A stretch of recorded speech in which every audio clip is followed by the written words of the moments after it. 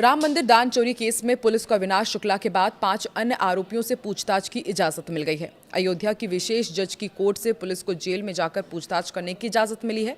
ठीक उसी तरह जैसे कि अविनाश शुक्ला से पुलिस ने पूछताछ की थी। अगर जेल में पुलिस को कुछ अहम सुराग हाथ लगते हैं तो उनकी रिमांड की भी फिर मांग की जा सकती है। नमस्कार, मैं हूं आकांक्षा और आप देख रहे हैं न्यूज़ 18 का डिजिटल प्लेटफॉर्म। अविनाश शुक्ला के बाद अब पुलिस ने जेल में बंद 5 अन्य आरोपियों से पूछताछ की यहां पर बात कही है। शनिवार को भ्रष्टाचार निवारण अधिनियम के विशेष जज की कोर्ट से अयोध्या पुलिस को जेल के अंदर जाकर इन 5 आरोपियों से पूछताछ करने की परमिशन मिल गई है। रविवार से माना जा रहा है कि पुलिस यानी कि आज से जेल में जाएगी और अनुकल्प मिश्रा, लवकुश मिश्रा समेत 5 लोगों के बयान दर्ज करेगी। पूछताछ में माना जा रहा है कि शायद अहम खुलासे हो सकते हैं, जिसके बाद पुलिस इनकी कस्टडी रिमांड भी मांग सकती है। अयोध्या पुलिस के मुताबिक विशेष कोर्ट से परमिशन मिल चुकी है और जेल के अंदर ही 5 आरोपियों से गहन पूछताछ अब शुरू होगी। जिन आरोपियों के बयान दर्ज किए जाने हैं उनमें अनुकल्प मिश्रा है, लवकुश मिश्रा है, टिन्नू यादव है, करुणेश पांडे है और मनीष यादव का नाम शामिल है। सभी राम मंदिर में दान की गिनती और प्रबंधन से जुड़ी बैंक की आउटसोर्सिंग व्यवस्था का हिस्सा थे, जिन पर सुनियोजित तरीके से चंदे की रकम उड़ाने के गंभीर आरोप लगे हैं। इस मामले की जांच कर रहे अयोध्या के क्षेत्राधिकारी यानी कि सीईओ आशुतोष तिवारी ने अदालत में अर्जी डाली है।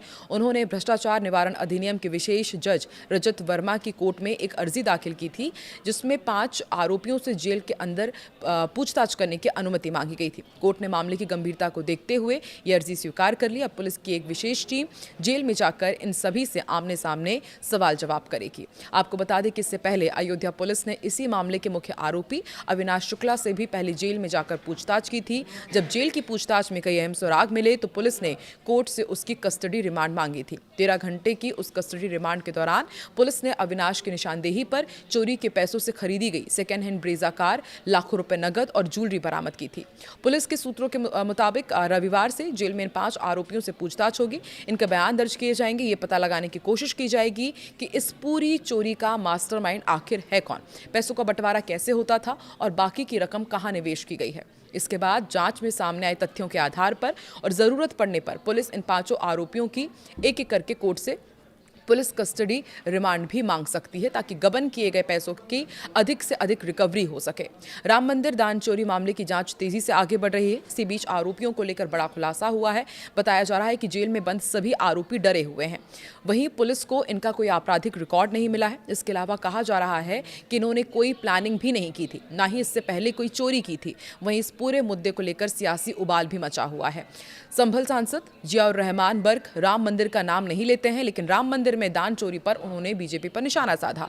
बीजेपी पर दान चोरों को बचाने का आरोप लगाया। इस बार भी उन्होंने अपने मुंह से राम मंदिर का नाम नहीं लिया। सूत्रों के अनुसार जांच में पता चला है कि आरोपी अविनाश शुक्ला ने अपनी महिला मित्र के बैंक अकाउंट में लाखों रुपए ट्रांसफर किए थे। अब पुलिस इन ट्रांजैक्शन से जुड़े तमाम अहम सबूत जुटा रही है। बताया जा रहा है कि अविनाश शुक्ला और उसकी महिला मित्र की शादी तय हो चुकी थी। जांच में यह भी सामने आया कि अविनाश ने उसे एक महंगा मोबाइल फोन गिफ्ट किया था। अब पुलिस ये पता लगाने में जुटी है कि इस लेन देन में इस्तेमाल किया गया पैसा कहां से आया और उसका सोर्स क्या था। सूत्रों के मुताबिक जांच के दौरान ये जानकारी भी सामने आई कि अविनाश शुक्ला ने कथित तौर पर दान की चोरी की गई रकम से ब्रेजा कार खरीदी थी। ये कार उसके भाई अभिषेक शुक्ला के नाम पर खरीदी गई थी।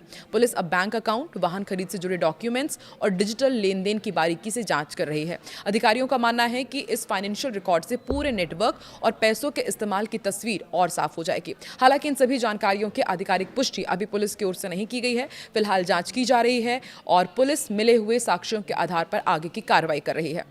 इधर राम मंदिर ट्रस्ट के दान गबन मामले में अयोध्या पुलिस को जांच के दौरान एक और बड़ी सफलता मिली। पुलिस ने आरोपियों के मोबाइल फोन की जांच और चैट बैकअप खंगाले तो कई ऐसे सबूत मिले हैं जिनसे कथित गबन के पूरे नेटवर्क की जानकारी सामने आई है।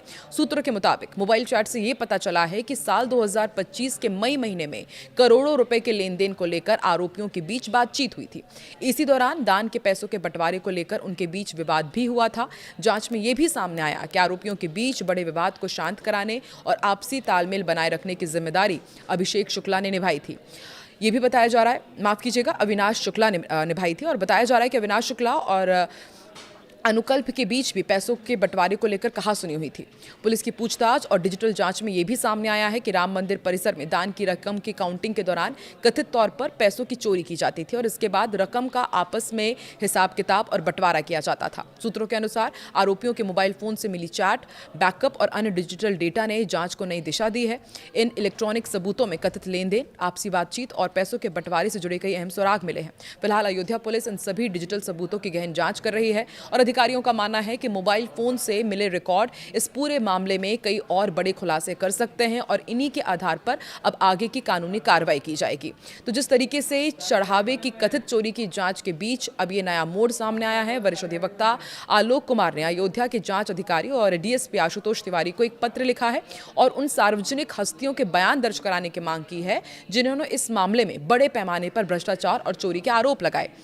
इस पत्र में यह कहा गया है कि अलग अलग टीवी चैनल्स और सोशल मीडिया प्लेटफॉर्म पर जो बयान प्रसारित किए जा रहे हैं, जिसमें प्रोफेसर रामगोपाल यादव हैं, अरविंद केजरीवाल हैं, सांसद संजय सिंह है, प्रियंका गांधी हैं, इन्होंने मंदिर चढ़ावे की चोरी को लेकर गंभीर आरोप लगाए हैं। और पत्र के अनुसार प्रोफेसर रामगोपाल यादव ने आरोप लगाया था कि राम मंदिर में लगभग 20,000 करोड़ का घोटाला हुआ है और सोना, चांदी, हीरे, जवाहरात तथा नकदी गायब हुई है। अरविंद केजरीवाल के हवाले से कहा गया कि राम मंदिर में भारी मात्रा में नकदी और कीमती सामान चोरी हुआ है। लगभग 200 करोड़ नकद गायब होने का दावा अरविंद केजरीवाल ने किया। पत्र में उल्लेख है कि सांसद संजय सिंह ने भी सार्वजनिक रूप से 200 करोड़ से अधिक की चोरी का आरोप लगाया था और इसमें 50 से अधिक कर्मचारियों की संलिप्तता की बात कही थी। वहीं प्रियंका गांधी ने बड़े लोगों की मिलीभगत का मुद्दा उठाया था। प्रियंका गांधी वाड्रा के बयान का हवाला देते हुए पत्र में कहा गया है, उन्होंने सवाल उठाया था कि क्या छोटे कर्मचारी अकेले इतने बड़े स्तर की हेराफेरी कर सकते हैं या इसके पीछे बड़े लोगों की मिलीभगत है। तो देखिए, प्रियंका गांधी ने सवाल उठाया है और ऐसे में अब कहा जा रहा है कि इन्हें भी पूछताछ के लिए बुलाया जाए कि क्या इनके पास भी कुछ सबूत है या फिर जो ये आरोप लगा रहे हैं उसका क्या आधार है। आपको क्या लगता है कि क्या वाकई ये छोटे कर्मचारी, जो 5 से 6 लोगों को गिरफ्तार किया गया है, जिनकी पुलिस आगे रिमांड भी ले सकती है, क्या वाकई सिर्फ ये कर्मचारी अकेले इतने बड़े स्तर की हेराफेरी कर सकते हैं या वाकई इसके पीछे बड़े लोगों की मिलीभगत है जिन्हें बचाया जा रहा है? क्या लगता है आपको? कमेंट सेक्शन में ज़रूर बताएं।